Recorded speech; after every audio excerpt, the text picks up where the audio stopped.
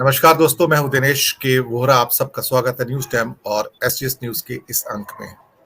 दोस्तों, आज 29 अगस्त और परसों 31 अगस्त इंडिया गठबंधन की शायद सबसे महत्वपूर्ण बैठक 31 और 1 सितंबर मुंबई में ग्रैंड हयात होटल के अंदर। लगभग पौने 200 और 200 के बीच में कमरे बुक हैं। जितने भी प्रतिनिधि आ रहे हैं अलग अलग दलों के भाग लेने के लिए, उनमें मुख्यमंत्री भी हैं, बाकी पदाधिकारी भी हैं। ये जो मीटिंग है, ये पटना और बेंगलोर की मीटिंग का एक तरह से क्लाइमैक्स है, क्योंकि बहुत कुछ ऐसा होगा यहाँ पर जिसकी मुझे लगता है कि नींव इससे पहले की 2 मीटिंग में रख दी गई थी।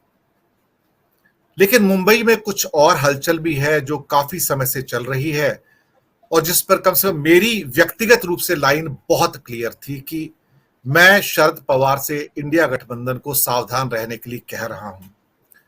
खासतौर से इसी हफ्ते जो एक बात कही शरद पवार ने, उसने मुझे ना केवल चौंकाया बल्कि अचंभित किया। बोलता है हमारी पार्टी एक है, पार्टी में कोई फूट नहीं है, पार्टी में कोई टूट नहीं है, सभी लोग एक हैं, बस हमारे कुछ लोग उस साइड में चले गए हैं। अजीब सी कहानी है।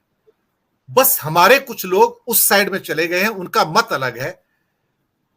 मैंने कभी भारत की राजनीति में ये नहीं देखा कि एक पार्टी और उसके कुछ मेंबर जो हैं वो एनडीए के सदस्य हैं और 1-2 मेंबर बाप बेटी जो है वो इंडिया गठबंधन के सदस्य हैं। ये नहीं हो सकता। छगन भुजबल ने, मैंने सुबह के अपने एक एपिसोड में आज कहा, बीड की रैली में जो कहा कि हम सब लोग दरअसल जब मिनिस्टर बने थे तो हमें शरद पवार ने खुद कहा था कि तुम जाओ चर्चा करो और मंत्री बनो। अब ये बात खुलेआम है। जिस दल का नेता आपको दूसरे दल का नेता बनने के लिए, मंत्री बनने के लिए प्रेरित करता हो और फिर कहे मुझे नहीं पता, और उसके बाद में एक बात और कही थी कि अजीत पवार हमारे नेता भी हैं, फिर कहते नहीं मैंने नहीं कहा था, सुप्रिया ने कहा था। मुझे लगता है कि एक बहुत खतरनाक गेम खेला जा रहा है। ये गेम आप सब जानते हैं दर्शक मित्रों की अडानी के साथ इनकी दोस्ती बहुत है और अडानी और मोदी की दोस्ती क्या है वो भी सबको पता है। दरअसल ऐसा लग रहा है कि जैसे इंडिया को ठिकाने लगाने की एक तैयारी है, वो भी शरद पवार के द्वारा। किसके द्वारा दी गई है? अडानी के द्वारा और मोदी के द्वारा। खुले शब्दों में मैं कहता हूं, अभी जब पिछले कुछ हफ्ते पहले अडानी के साथ 2.5-3 घंटे लंबी मीटिंग हुई थी, तो क्या मीटिंग हुई थी? क्या शरद पवार के कुछ अडानी के साथ व्यापारिक रिश्ते हैं? क्या शरद पवार के साथ जो अडानी के रिश्ते हैं वो इतने गहरे हैं जो शरद पवार के मोदी के साथ बने रिश्तों की भी नींव रखते हैं और गहरे रिश्तों की? और क्या शरद पवार भी एक ऐसी चाल खेल रहे हैं जहां वो ना इधर के हैं ना उधर के हैं? मुझे लगता है कि शरद पवार को अब समझने की जरूरत है। बहुत सारे लोग कहते हैं कि शरद पवार का मास्टर स्ट्रोक है, मास्टर गेम है। 2 नाव में पैर अब रखे हुए हैं, बिल्कुल क्लियर है, इसमें कोई शक वाली बात नहीं है। और यह कहना कि बस हमारे कुछ मेंबर मत अलग है, वो उधर जाके शामिल हो गए हैं, इसका कहने का मतलब है कि पार्टी में कोई फूट नहीं है। इलेक्शन कमीशन में यह कहा जाके पार्टी में फूट नहीं है, तो जब चुनाव लड़ा जाएगा अभी बीएमसी का या 2024 का, तो उसमें जो टाइम पीस जो चुनाव चिन्ह है और जो एनसीपी जो पार्टी है, उस पर कौन लड़ेगा? उस पर लड़ने वाला कौन है? शरद पवार या अजीत पवार? ये समझते हैं कि एक पार्टी इंडिया गठबंधन में भी रह सकती है और एक पार्टी एनडीए में भी रह सकती है। एक नया समीकरण निकल कर आया है कंफ्यूज करने के लिए। मुझे लगता है कि शायद एक ऐसी चाल है जहां शरद पवार इंडिया गठबंधन को प्रोवोक कर रहे हैं कि यू हिट मी आउट। वो उनको इस लेवल तक इरिटेट कर देना चाहते हैं कि आप मुझे निकालो। मैं नहीं कहूंगा कि मैं निकल रहा हूं, आप मजबूर हो जाएंगे मुझे निकालने के लिए, और जब आप मुझे निकालोगे तब मैं कहूंगा मैं तो आपका था, आपने निकाल दिया। दूसरी बात, शरद पवार की सोनिया गांधी के प्रति जो भावनाएं हैं वो कभी किसी से छुपी नहीं रही हैं। और जब से वो कांग्रेस से अलग हुए वो कभी भी कांग्रेस के हितैषी नहीं रहे। आप इतिहास उठाकर देख लीजिएगा, उनका एक ही एजेंडा होता है कि कांग्रेस को नेस्तनाबूद करना, कांग्रेस के द्वारा बनाए गए गठबंधन को नेस्तनाबूद करना। मैं अभी से कहता जा रहा हूं कि घर का भेदी लंका ढाए, सावधान हो जाइए। और अब ये स्वर कांग्रेस से निकल रहे हैं, उद्धव से निकल रहे हैं, बाकी लोगों से निकल रहे हैं। आप परिस्थिति बंबई में साफ कर दीजिए, 6 महीने बचे हैं मुश्किल से चुनाव के, और अगर परिस्थिति क्लियर नहीं है तो ये आदमी आपके अंदर सेंध लगाने को तैयार बैठा है। ये मेरा व्यक्तिगत मत है, न कि मेरे चैनल के उस पर आए हुए सभी जो हमारे विद्वान हैं उनका। लेकिन स्थितियां बहुत खतरनाक है, निर्णय लेने की घड़ी है। लेफ्ट जाइए, राइट जाइए, तटस्थ रहने की, बीच की लाइन पे खड़े होने की कोई जरूरत नहीं है, और ना ही ऐसे व्यक्ति चाहिए। लेकिन रूपरेखा तो ऑलमोस्ट सेट है। नीतीश बाबू संयोजक बनेंगे बनेंगे, भले ही ना नुकुर करते रहें, उनकी एक शैली है ये, वो भी हमें समझने की जरूरत है। बाकी क्या होगा, चेयरपर्सन सोनिया गांधी बनेंगी, इसमें भी कोई शक नहीं है। हर स्टेट के एक उप संयोजक होंगे, इसमें भी कोई शक नहीं है। और इसी विषय पर बात करने के लिए कि इंडिया गठबंधन कहां से कहां पहुंचेगा, आज हमारे साथ मौजूद हैं 4 वरिष्ठ पत्रकार और विश्लेषक, आलोक भदौरिया जी, प्रोफेसर अखिल स्वामी जी, हेमंत कुमार जी, डॉक्टर अनिल जैन जी। नमस्कार और जय हिंद आप सबको, और स्वागत है आपका। सबसे पहले स्वामी जी आपके पास ही आता हूं। जो मेरे सूत्र, मैं भी किसी का चक्कर भी काट आया, मैं आपको बताऊं, देख आया मैं कि वहां चल क्या रहा है अल्टीमेटली। तो मैंने सोचा देखूं क्या हलचल है। हलचल तो काफी है, बांद्रा कुर्ला कॉम्प्लेक्स के होटल में उनकी सारी बुकिंग है।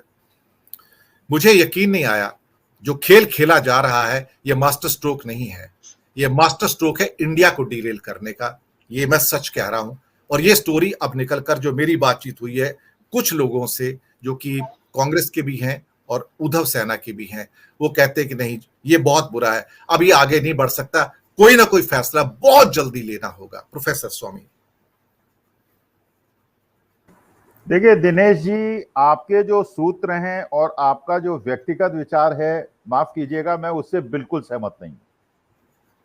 और सर वो मैंने पहले ही कह दिया था कि वो मेरा व्यक्तिगत विचार है, वो जरूरी नहीं कि मेरे पैनलिस्ट का विचार हो। जी नहीं, वो मेरा व्यक्तिगत विचार ये है, और मेरे सूत्र ऐसा बताते हैं कि ऐसा कुछ नहीं होने वाला है, बल्कि उत्तर प्रदेश जिसपे बीजेपी बहुत ज्यादा ये सोच रही है कि बहुत ज्यादा सीटें मिलेंगी, वहां की एक बहुत बड़ी नेत्री संपर्क में है इंडिया के टॉप पदाधिकारियों से।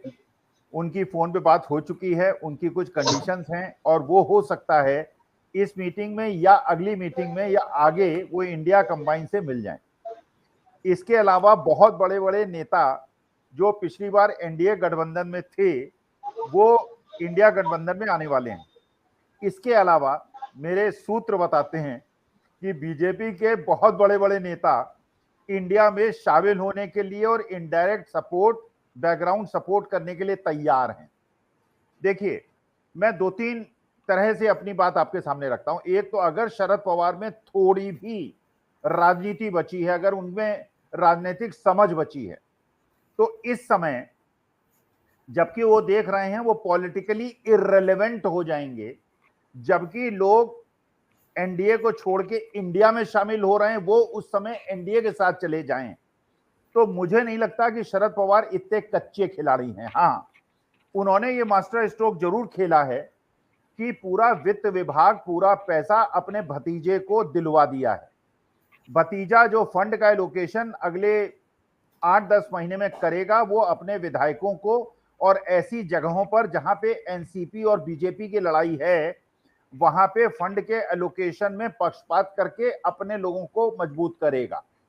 और मुझे ऐसा लगता है कि ये जो मीटिंग होने वाली है, इसमें ये जो अफवाहें फैलवाई जा रही हैं, कांग्रेस में भी हो सकता है, शिवसेना में भी हो सकता है, कुछ ऐसे एलिमेंट्स हों जो चाहते हों कि कंफ्यूजन क्रिएट हो मार्केट के अंदर।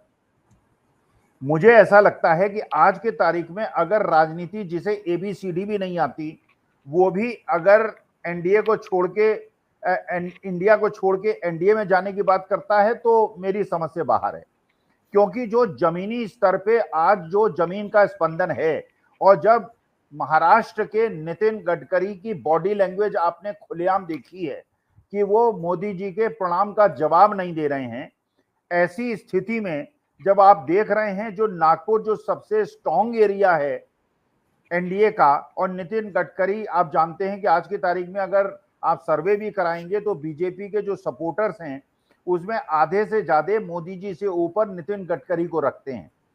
तो ऐसी परिस्थिति में शरद पवार जो अपनी बेटी को राजनीति में स्थापित करना चाहते हैं, वो अगर इतना कच्चा कदम उठाएंगे और ऐसा अपरिपक्व कदम उठाएंगे कि अभी तो वो अपोजिशन में है ही, और 2024 के बाद जो चांस बन रही है उसमें भी वो अपोजिशन में रहे, मुझे ऐसा नहीं लगता कि वो ऐसा करेंगे।